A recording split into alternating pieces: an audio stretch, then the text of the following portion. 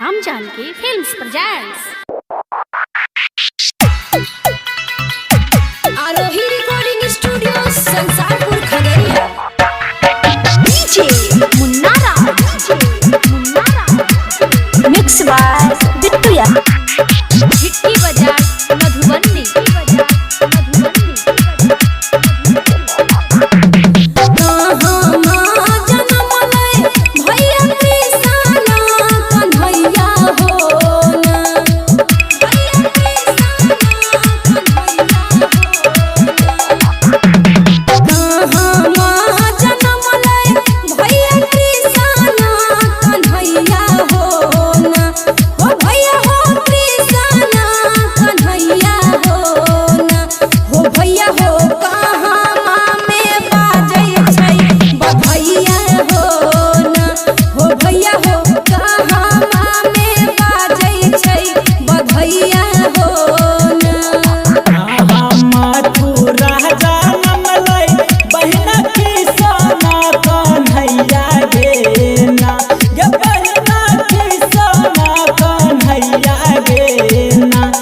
बहिना गोकुल में बाजै छै गोकुल बधैया गेना गे बहिना गोकुल में बाजै छै गोकुल बधैया गेना।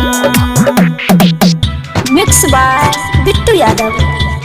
आरोही recording studio Sansarpur Khagaria. DJ